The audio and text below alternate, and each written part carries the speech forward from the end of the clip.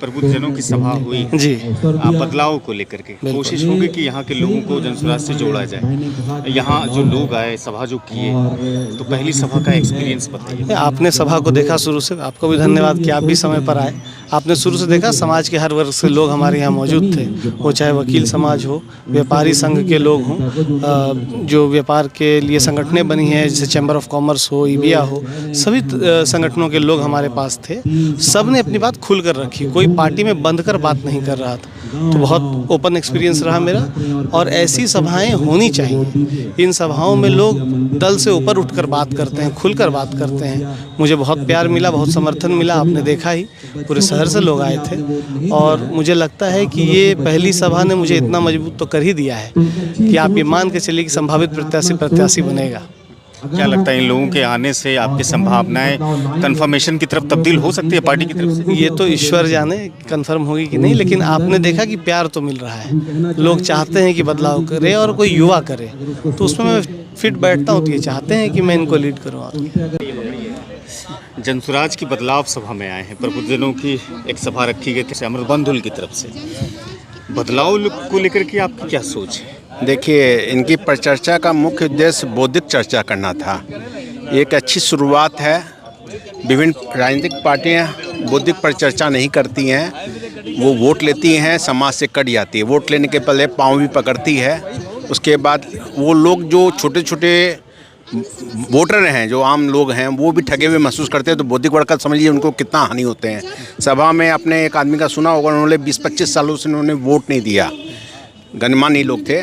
ऐसे समाज यहाँ पे 20-25 लोग जरूर ऐसे होंगे जो वोट नहीं देते हैं, लेकिन वो चिल्लाते हैं सरकार के खिलाफ। लेकिन अजय जी, एक सवाल है कि जहाँ लोग जाति को देख करके, दल को देख करके अब तक वोट करते रहे हैं, यही वजह है कि बिहार कहते हैं पिछड़े राज्यों में आज भी शामिल होता है। नहीं, तो ये जो एक स्थितियां हैं वो टूट पाएगी? देखिए, जाति व्यवस्था जो है केवल आप भारत के बिहार में मत देखिए। ऐसा कौन सा राज्य है जिसमें जातियां नहीं हैं या धर्म के नाम पे वोट नहीं मांगते हैं? आप कर्नाटक जाइए, बहुत विकसित राज्य है, वहाँ लिंगायत के नाम से, गैर लिंगायत के नाम से मुख्यमंत्री बन जाते हैं। भागलपुर में बदलाव होगा? एकदम होगा। यदि बौद्धिक वर्ग एकजुट, कहीं भी दुनिया में कहीं भी निर्माण बदलाव संभव है यदि बौद्धिक वर्ग जागृत हो जाए। बौद्धिक वर्ग क्या है हमारे यहाँ का? वो अपना पैसा लेना जानता है। मैं व्यापारी हूँ, यदि मैं अपना ईमानदारी से काम नहीं करता हूँ तो मेरे से बड़ा भ्रष्ट नहीं है, मैं दूसरे से गिरबान नहीं पकड़ सकता हूँ। ठीक है। अमृत बंधुल की उम्मीदवारी को लेकर के देखिए, जैसे मैं स्नेह करता हूँ बंधुल अमृत को, मैं जानता हूँ। अमृत प्रशांत किसी को उतना अच्छे से जानता है, मैं अमृत को जानता हूँ। मैं अमृत को समझ के मैं उनके साथ खड़ा हो सकता हूँ। लेकिन हाँ, अमृत को देख के ऐसे लोग जिनको मैं जानता हूँ उनके पक्ष में मैं खड़ा हो सकता हूँ। लेकिन वो वोट टर्नआउट कहाँ पे होगा? जैसे आपको मैं अच्छे से जानता हूँ तो मैं आपके पक्ष में कभी भी आपके विरोध में नहीं खड़ा हूँगा, लेकिन जो लोग आप जिनको जानते हैं वो यदि आप गलत करेंगे तो डेफिनेटली मैं आपके खिलाफ भी हो जाऊँगा। मैं आज बहुत इतनी प्रसन्नता है मुझे अमृत के बारे में, क्योंकि मैं तो उसे बहुत बच्चे से जानता हूँ। जिसमें मैं भागलपुर का एलडीएम था तो मैं इनके घर पर आया जाया करता था, इनके साथ हमारी पुरानी मित्रता थी। तो उस समय का बच्चा आज इस रूप में मैं जब देख रहा हूँ तो मुझे काफ़ी प्रसन्नता हो रही है। और बदलाव की संभावना है? निश्चित रूप से जो हम देख रहे हैं, लोगों की बात विचार सुन रहे हैं, संभवतः ज़रूर बदलाव की संभावना होगी। धर्म मजहब के नाम पर वोट पड़ता है, हाँ, इसका मैं विरोध करता हूँ। जाति धर्म के नाम पर जो जाकर के ये वोट होती है, मैं इसका घोर विरोध करता हूँ।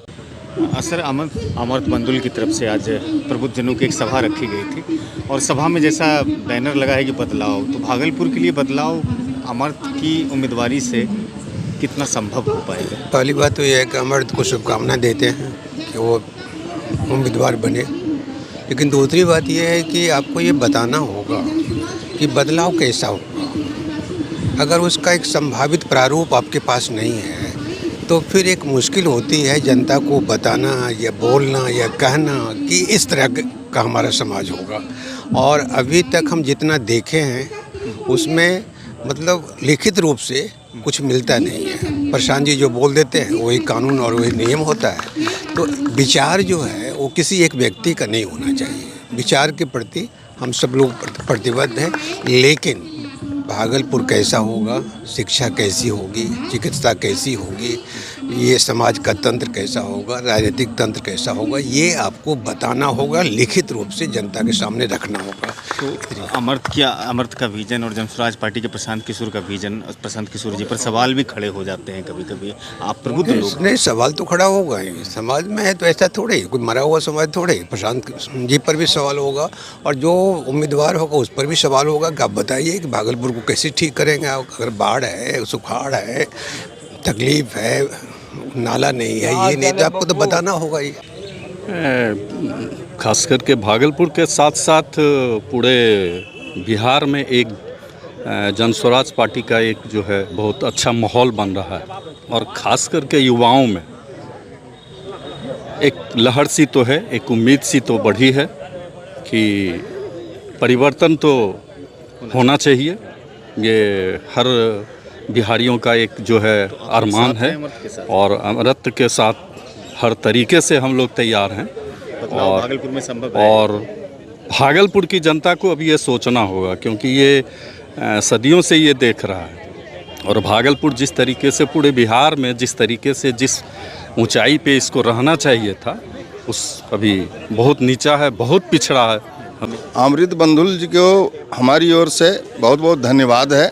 और इस बिहार बदलाव का सभा का उनके द्वारा पैन विला में पहली सभा हो रही थी जहां हमारे शहर के सभी बुद्धिजीवी पढ़े लिखे लोग जुटे थे। और पार्टी का तो नीति है, निर्णय है, एक संविधान है, उसके तहत ही सिंबल मिलना है। सभी लोग मेहनत कर रहे हैं, सभी लोगों के साथ हमारी शुभकामना है। और जितने बुद्धिजीवी यहाँ जुटे ये आज पहली बार अनुभव करने का मौका मिला कि बुद्धिजीवी वर्ग भी अब जनसुराज के साथ आते चले जा रहे हैं।